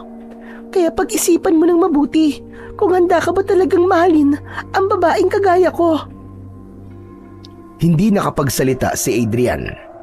Labi siyang nagimbal sa revelasyong yun ni Liwayway. Umuwi siya sa bahay ni na Pablo na pinag-iisipan kung ano ang kanyang magiging desisyon. Ngunit sa halip na matakot, ay nanaig ang damdamin ni Adrian para kay Liwayway. Sigurado siya na seryoso na siya kay Liwayway at hindi niya ito igagaya sa mga babaeng pinaglaruan niya. Ipinagpatuloy ni Adrian ang panliligaw kay Liwayway, ngunit ang bagay na yon ay naging lihim kay Lauro. Kapag nagkikita sila ni Liwayway sa ilog, ay palagi niya itong binibigyan ng bulaklak na pinipitas niya sa tanim ng kapitbahay ni na Pablo. Hinayaan ni Adrian na makilala siya ni Liwayway at ganun din si Liwayway sa kanya. Kapag may pagkakataon, ay namamasyal sila sa bayan, kumakain sila o hindi kaya ay nanonood sa sinihan. Isang hapon ay nagkita muli sina Adrian at Liwayway sa ilog.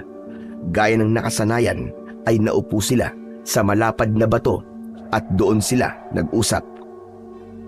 Liwayway, may itatanong pala ako sa'yo. Pero kung hindi ka komportabling sagutin, ay kahit wag mo nang sagutin.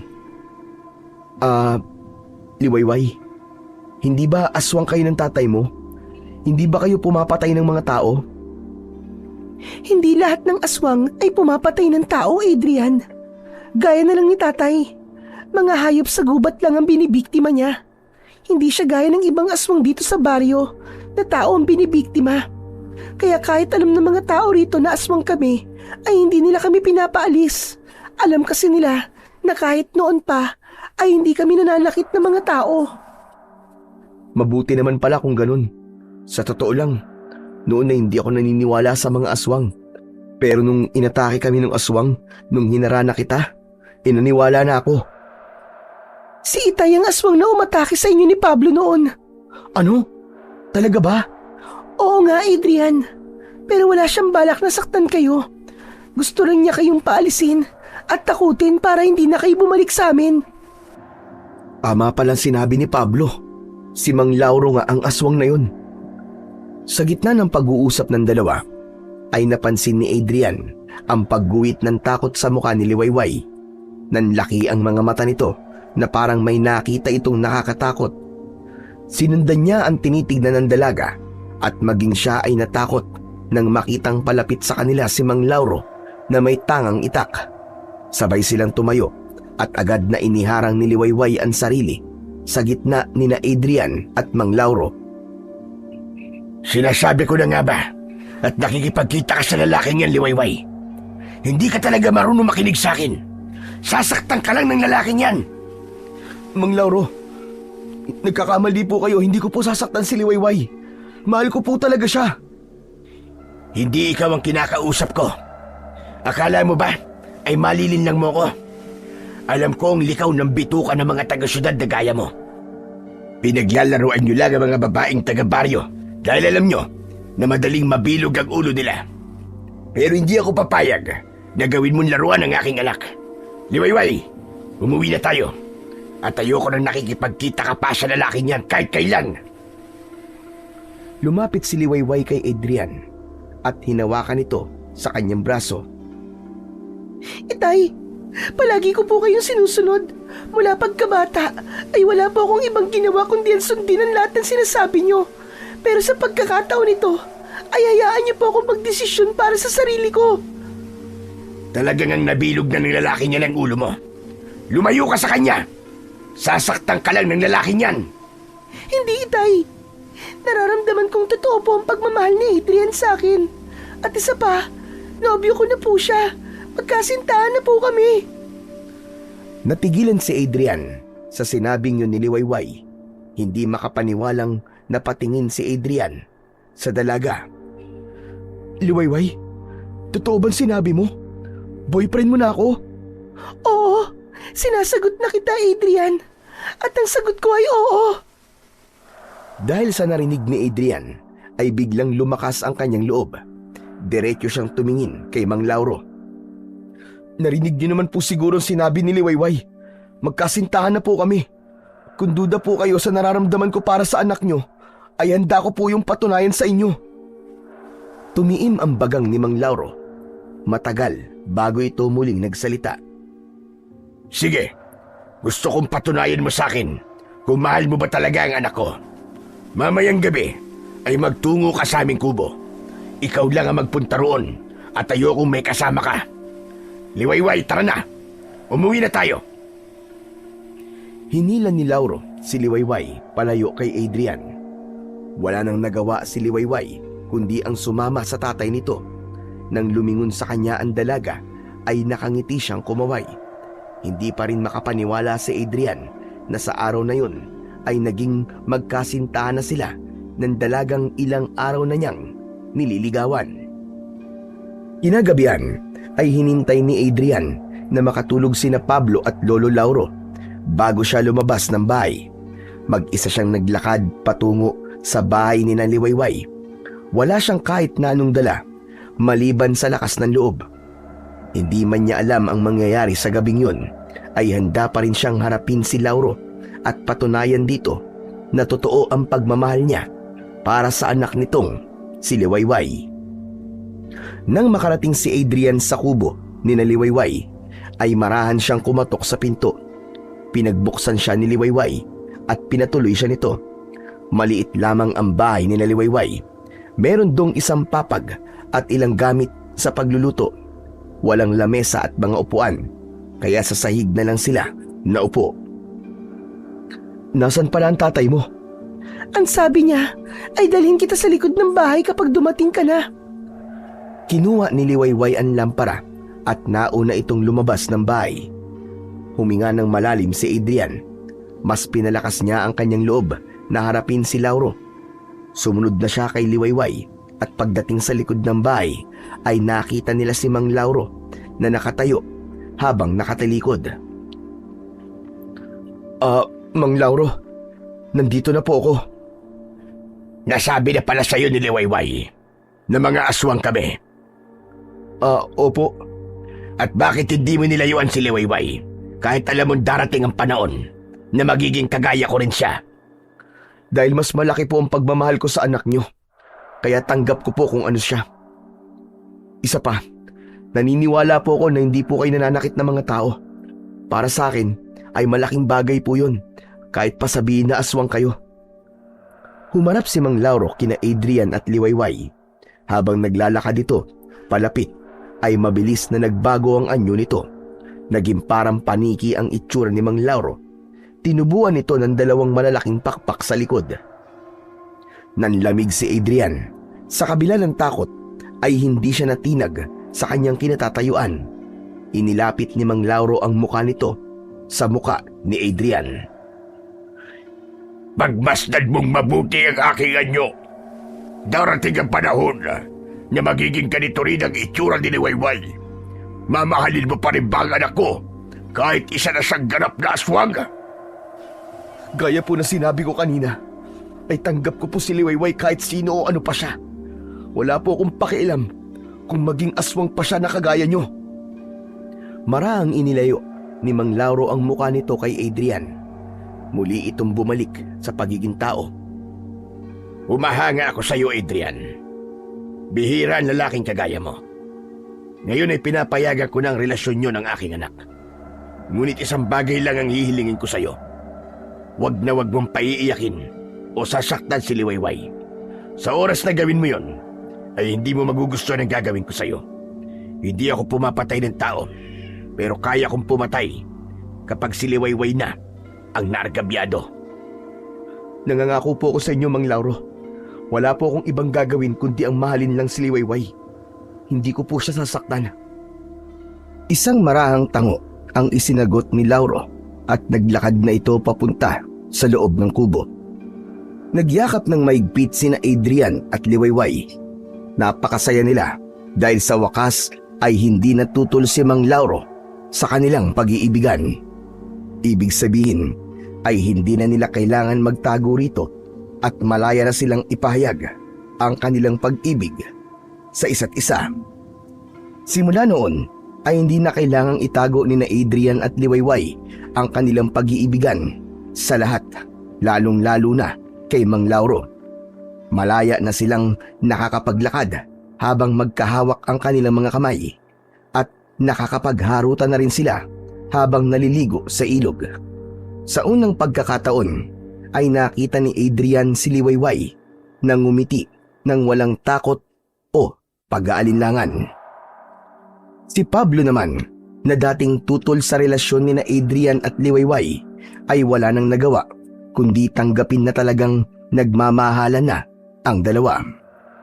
Isang hapon, habang mag-isang nakaupo si Adrian sa labas ng bahay ni na Pablo, ay lumapit sa kanya si Pablo at inabot ang isang stick ng banana Q. O Chong, magmerienda ka na muna. Salamat Chong ha, tamang-tama to. Kasi medyo gutom na ako eh. Chong, alam mo bang pinag-uusapan ka ng ilang tao rito sa baryo? Ang sabi nila, aswang daw ang girlfriend mo. Eh ano naman kung aswang si Liwayway? Ang importante ay hindi sila nananakit ng tao. Saka wala akong pakialam sa mga sinasabi ng mga tao rito. Hindi naman ako magiging masaya kung palagi kong papakinggan ang mga opinyon nila. Grabe, ibang-iba ka na talaga ngayon, Adrian. Kahit ako hindi nga rin makapaniwala na magagawa ako magbago eh. Sa totoo lang nung una, bala ko talagang paglaruan lang si Liwayway. Pero hindi ko alam kung bakit biglang nag-iba ang ihip ng hangin at bigla ako naging seryoso sa kanya. Hay nako, iba talaga nagagawa ng pag-ibig. Pero maiba ko, Chong. Hindi naman sa binabasag ko ang kasiyahan mo ngayon kasi girlfriend mo na si Liwayway. Paano nga pala yung babaeng nabuntis mo sa Maynila? Nasabi mo na ba kay Liwayway ang tungkol sa bagay na yon? Biglang natahimik si Adrian sa tanong na yon ng kanyang kaibigang si Pablo. Naalala niya ang problemang kanyang tinakasan na hanggang sa sandaling yon ay hindi pa niya nabibigyan ng solusyon. Sa totoo lang nakalimutan ko na ang bagay na yun dahil kay Liwayway. Pero parang hindi pa ako handang sabihin kay Liwayway ang tungkol dun. Baka kasi magalit siya at kung ano pang isipin niya tungkol sa akin eh. Baka isipin niya na gagawin ko rin yun sa kanya. Yun bang kapag nabuntis ko siya ay bigla na lang ako mawawala? Iyan ang wag na wag mong gagawin. Sigurado ko na kapag sinaktan mo si Liwayway ay magagalit sa iyo ng sobra si Mang Lauro. Pero sana ay magkaroon ka na ng lakas ng loob na harapin ang iniwanan mong problema sa syudad. Mas magaan sa kalooban kung alam mo sa sarili mo na wala kang inergabyadong tao, Chong. Habang inuubos ni Adrian ang banana cue, ay nag-iisip siya ng dapat niyang gawin. Naisip niya na bumalik sandali sa syudad upang ayusin ang problema niya roon. Ngunit dahil sa wala siyang maisip na paraan kung paano yun aayusin, ay nagdesisyon muna siya na manatili sa lugar ni na Pablo at maging masaya sa piling ni Liwayway. Isang araw, naisipan ni Adrian na mag-isang magtungo sa bayan upang bumili ng mga personal na bagay na kailangan niya. Paubos na kasi ang deodorant niya at kailangan niya ng palitan ng kanyang toothbrush. Pagdating sa bayan, ay nagpunta siya sa isang maliit na grocery store. Inuna niyang bilhin ang mga kailangan niya at bumili na rin siya ng ilang grocery items para kahit paano ay matuwa naman sa kanya si Lolo Ador. Habang nakapila sa counter, ay naramdaman ni Adrian ang pag-vibrate ng cellphone niya sa bulsa ng kanyang pantalon. Inilabas ni Adrian ang kanyang cellphone at namangha siya dahil nakasagap yon ng signal kahit mahina. 2 text message ang kanyang natanggap mula sa kaibigan niyang lalaki at sa kanyang kapatid. Unang binasa ni Adrian ang mensahe mula sa kanyang kaibigan. Nanginig ang buong katawan niya matapos basahin ang mensaheng yon. Anak ng, totoo ba to? Hindi ako ang ama ng dinadala ng babaeng nagsabi na nabuntis ko. Ayon sa mensahe ng kaibigan ni Adrian, ay nagpakilala na ang totoong nakabuntis sa babaeng yon at nakatakda ng magpakasal ang dalawa. Sinabi rin ng kanyang kaibigan na hindi niya na kailangang magtago pa. Labis ang kasiyahan ni Adrian ng sandaling yon. Pakiramdam niya ay nagiging tama na ang lahat para sa kanila ni Liwayway. Ngunit ang mensahe mula sa kapatid niya ang bumasag sa kanyang kasiyahan. Nakalagay sa mensaheng yon na nasa ospital ang nanay nila dahil inatake ito sa puso at kritikal ang lagay nito. Agad na nag-reply si Adrian sa kanyang kapatid at sinabi niya na uuwi siya agad upang mapuntahan niya sa ospital ang kanilang nanay. Matapos makapagbayad ng mga pinamili, ay agad na umuwi si Adrian. Pagdating niya sa bahay ni na Pablo, ay wala roon si Lolo Ador at ang hinala niya ay umalis ito dahil merong gagamutin. Si Pablo naman ay wala rin dahil nasa trabaho ito. Mabilis siyang nag-empake ng mga damit at gamit niya. Hindi na niya nagawang ilagay ng maayos ang mga yon sa kanyang bag. Ang tanging nasa isip niya ng sandaling yon ay ang makabalik kagad sa Maynila upang makita ang totoong kalagayan ng kanyang ina. Matapos mag-empake, ay umalis na si Adrian ng bahay ni na Pablo. Mabuti na lang ay may tricycle na nakaabang sa may labas ng gubat kaya diretso na siyang nagpatid sa bus kahit malaki ang kanyang binayaran. Nang nakaupo na si Adrian sa loob ng bus ay saka lang niya naalala si Liwayway. Si Liwayway? Lagot! Hindi na ako nakapagpaalam sa kanya. Nalito si Adrian. Hindi niya alam kung babalik ba siya sa baryo para magpaalam kay Liwayway o mananatili na lang siya sa bus dahil malapit na yung mapuno ng pasahero. Hindi bale, babalik na lang ako at saka ako magpapaliwanag kay Liwayway. Sigurado ako na maiintindihan naman niya ako eh. Makalipas ang ilang sandali ay umandar na ang bus. Hindi pa rin nawala ang labis na pag-aalala ni Adrian para sa kanyang ina na nasa ospital. Nang makarating sa Maynila si Adrian, ay agad niyang pinuntahan ng ospital kung saan nakakonfine ang nanay niya. Nalaman niya sa doktor na kritikal ang lagay nito. Nang makausap niya ang kanyang kapatid, ay sinabi nito ang tungkol sa babaeng nagsabing nabuntis niya. Alam na rin pala nito na hindi talaga siya ang nakabuntis sa babaeng yon at sadyang ipinaako lang sa kanya ang isang responsibilidad na hindi naman talaga para sa kanya. Matapos ang 2 linggo ay gumuho ang mundo ni Adrian nang tuluyan ng pumanaw ang kanyang ina. 5 araw itong ibinurol bago inilibing. Hindi muna nakabalik si Adrian sa baryo ni na Pablo dahil kailangan niyang alalayan ang kanyang mga kapatid at ang kanyang tatay. Alam niya na mas kailangan siya ng mga ito at patuloy siyang naniniwala na sa pagbabalik niya sa baryo ni na Pablo ay maiintindihan ni Liwayway kung bakit siya biglang nawala ng matagal. Halos 2 buwan ang nakalipas bago tuluyang nakabalik si Adrian sa baryo ni na Pablo. Gabi na nang makarating siya roon at gulat na gulat sina Pablo at Lolo Ador nang makita siya. Oh, ba't parang nakakita naman kayo ng multo? Ako to! Totoo ko! Hindi ako aparisyon! Adrian, nagbalik ka. Bakit? Ano bang akala mo? Hindi na ako babalik? Alam mo na hindi ako pwedeng hindi bumalik dahil nandito ang girlfriend ko. Hoy! Ikaw, Adrian! Akala mo ba ay masaya ko na nandito ka na naman? Wala ka talagang magandang pag-uugali. Umalis ka nang hindi man lang nagpaalam sa amin ang aking apo. Alam mo bang kung ano-ano nang naisip namin? Dahil pag-uwi namin ay wala ka na rito sa bahay. Naku, pasensya na po kay Lolo Ador. Biglaan po kasi talaga nangyari ng araw na yun eh. Nagpunta kasi ako noon sa bayan. Nakasagap po ng signal ng cellphone ko. At natanggap ko po ang text sa akin ng kapatid ko. Nasa ospital daw po ang nanay ko. Wala naman po kayo rito ni Pablo pag uwi ko, kaya hindi na po ako nakapagpaalam sa inyo. Ganun naman pala nangyari, Lolo. Huwag ka na magalit kay Adrian. Kumusta na pala nanay mo? Magaling na ba siya?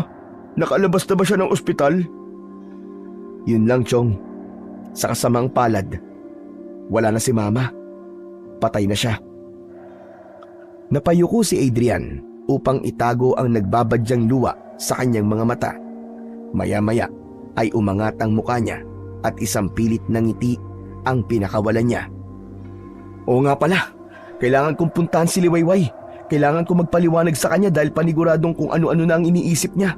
Hindi kasi ako nakapagpaalam sa kanya nung umalis ako kasi talaga nagmamadali ako. At oo nga pala, Pablo, may magandang balita. Hindi ako ang ama ng baby na dinadala ng babaeng nagsabing nabuntis ko. Nagpakita yung totoong nakabuntis sa kanya at ikakasal na sila sa susunod na buwan. Wala na akong dapat na ikatakot pa. Inilapag ni Adrian ang dala niyang bag sa sahig. Lalabas na sana siya nang biglang hinawakan ni Pablo ang braso niya. Sandali lang, Adrian. Pablo, kung may sasabihin ka sa akin, mamayang pagbalik ko na lang. Kailangan ko talagang makausap si Liwayway ngayon. Bukas mo na lang puntahan si Liwayway. Sasamahan pa kita kung nasan siya. Anong ibig mo sabihin? Lumipat na ba ng bahay si Liwayway? Sundin mo na lang ang kaibigan mo, Adrian. Sa ngayon ay magpahinga ka na lang muna. Nagtataka man, tila may laman ang mga sinabi ni na Pablo at Lolo Ador. Kaya sinunod na lamang niya ang dalawa. Napagtanto niya na mas maganda sa umaga na lang niya kausapin si Liwayway upang hindi na niya ito magambala pa kung sakaling tulog na ito ng oras na yun. Kinabukasan ng umaga ay maagang nagising si Adrian. Magala siyang kumain ng almusal kasabay ni na Pablo at Lolo Ador. Matapos kumain ay agad niyang inaya si Pablo na samahan siya sa bahay ni na Liwayway. Ngunit nagtaka siya nang sabihin ni Pablo na wala na si Liwayway sa bahay nito at sasamahan siya nito sa lugar kung saan naroon ang kanyang nobya. Kinakabahan si Adrian habang naglalakad sila ni Pablo.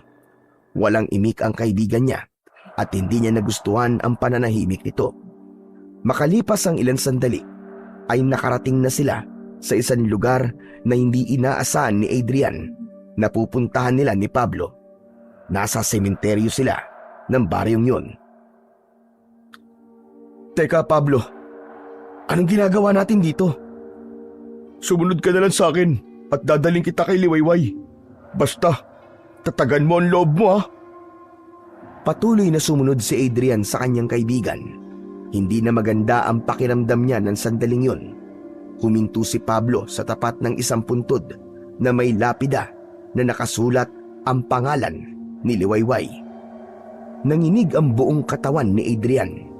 Napaluhod siya sa lupa at sumabog ang luha niya habang hinahaplos ang malamig na lapida. Bakit? Ano nangyari, Pablo? Ano nangyari kay Liwayway? Nung umalis ka, nang walang paalam, ay hindi lang kami ni Lolo Ador ang nag-alala sa'yo. Mas sigit na nag-alala si Liwayway sa'yo. Araw-araw siya nagpupunta sa bahay para tanungin kung bumalik ka na. Wala namang kaming maibigay na sagot sa kanya kasi hindi rin namin alam kung bakit ka biglang umalis eh. Nang sabihin ko kay Liwayway na baka nagpunta ka sa Maynila, ay nagdesisyon siyang puntahan ka roon. Sa kasamaang palad, nahulog sa bangin yung sinasakyan niyang bus at isa siya sa mga nasawi. Tuluyang napahagulgol si Adrian sa kanyang nalaman. Hindi siya makapaniwala na sa loob lang ng ilang buwan ay dalawang importanteng tao sa buhay niya ang nawala. Una ay ang kanyang ina at ang pangalawa ay si Liwayway. Kasalanan ko to. Kung nagpaalam lang sana ako sa kanya ng maayos, ay hindi niya maiisipang magpunta sa Maynila. Hindi sana siya na-aksidente. Kasalanan ko to! Kasalanan ko to! Wala kang kasalanan sa nangyari, Adrian. Hindi natin kontrol ang mga mangyayari. Patuloy na umiyak si Adrian sa harapan ng puntod ni Liwayway. Napakarami niyang plano para sa kanilang dalawa na hindi na magkakaroon ng katuparan. Labis siyang nalungkot sapagkat kung kailan nahanap na niya ang babaeng seseryosohin niya, ay nawala naman ito kagad sa kanya. Namumugto ang mga mata ni Adrian nang bumalik sila sa bahay ni na Pablo mula sa sementeryo. Hanggang sa sandaling yun ay hindi pa rin siya makapaniwala na wala na si Liwayway. Wala sa sarili na umupo siya sa mahabang upuan sa sala. Inabutan siya ng isang basong tubig ni Pablo pero hindi niya yun tinanggap. Tahimik lang na nakatingin si Lolo Ador sa kanya. Si Mang Lauro, kailangan ko siya makausap. Kailangan kong humingi ng tawad sa kanya. Mas makakabuti kung wag mo nang gawin ang sinabi mong yan. Pero bakit po, Lolo? Nang mamatay si Liwayway, ay walang ibang sinisi si Lauro kundi ikaw. Ikaw ang sinisisi niya kung bakit ginusto ni Liwayway na magtugo sa syudad. Nakipaglibing kami noon kay Liwayway at sinabi niya sa akin na wag lang niyang malalaman na nandito ka ulit sa aming baryo dahil talagang papatayin ka niya. Alam mo naman na isang aswang si Lauro at kayang-kaya niyang gawin ang sinabi niyang yon. Biglang naalala ni Adrian ang sinabi noon ni Mang Lauro sa kanya na kapag sinaktan niya si Liwayway ay papatayin siya nito kahit hindi ito pumapatay ng tao. Pero Lolo Ador, baka kapag kinausap ko siya at nagpaliwanag ako sa kanya ay maiintindihan niya ako. Kailangan ko rin po sigurong harapin ang galit ni Mang Lauro dahil totoong may kasalanan ako sa pagkamatay ni Liwayway. Kung gusto mo na sumunod kay Liwayway sa kabilang buhay ay gawin mo yan. Pero nararamdaman ko ang galit ni Lauro. Hindi nga lang yun basta galit, kundi puot na. Namatayan ng anak si Lauro at hindi natin alam kung ano ang kaya niyang gawin sa'yo. Adrian, mas makakabuti siguro na bumalik ka na sa Maynila at wag na munang bumalik dito. Pinag-isipang mabuti ni Adrian ang mga sinabi sa kanya ni Lolo Ador. Makalipas ang ilang sandali ay napagtanto niyang tama ito. Ipinaalam niya kina Pablo at Lolo Ador na bukas ng umaga ay aalis na siya upang magbalik sa Maynila. Naisip niya na hindi pa yun ang tamang panahon upang kausapin niya ang tatay ng kanyang namayapang nobya. Pagsapit ng gabi, habang nakahiga na si Adrian at tulog na sina Pablo sa tabi niya, ay kakaibang kalungkutan ang bumalot sa kanyang puso. Tahimik siyang lumuwa habang binabalikan ang masasayang alaala nila ni Liwayway. Ngunit nabasag ang katahimikan ng gabi nang marinig niya ang galit na sigaw ni Mang Lauro sa labas ng bahay. Adrian! Alam ko nandiyan ka sa loob. Lumabas ka, tarapin mo ako! Akala mo ba ay hindi ko malalaman na bumalik ka na? Sabay na napabalikwas ng bangon sina Adrian at Pablo.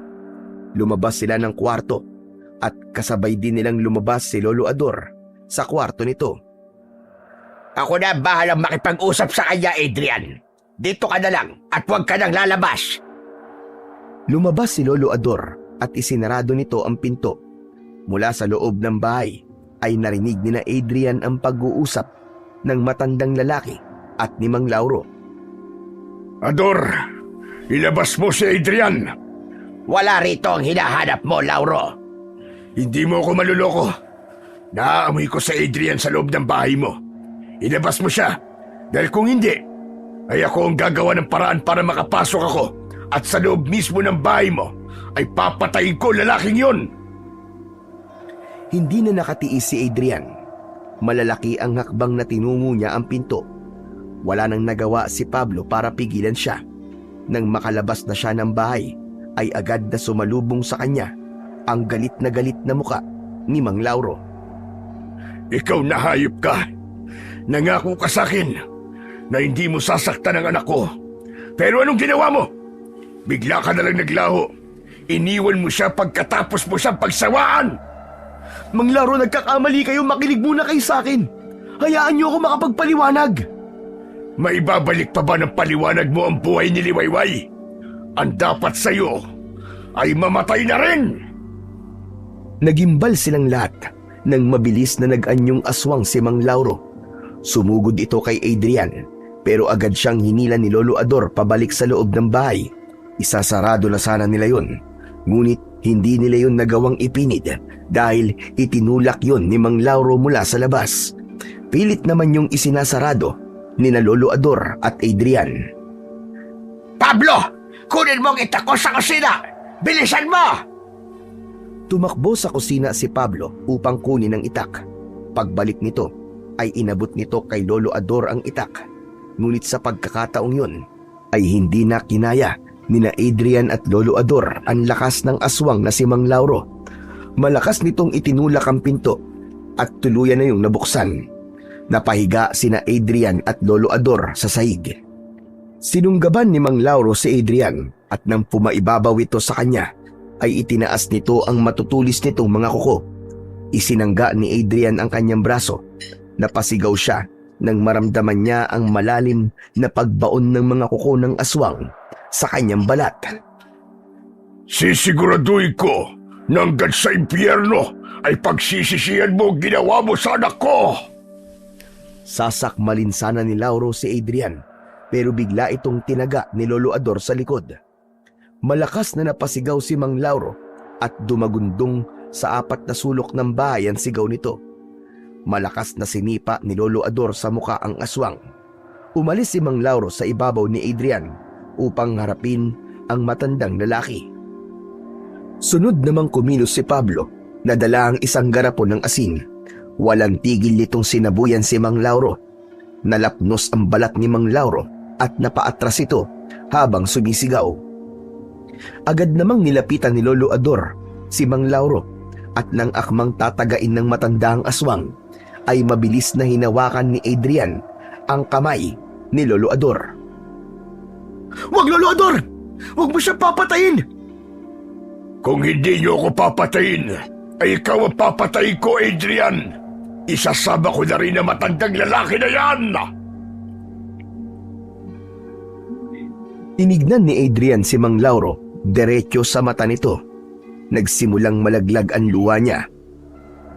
"Mang Lauro, hindi ko po gustong mamatay si Liwayway.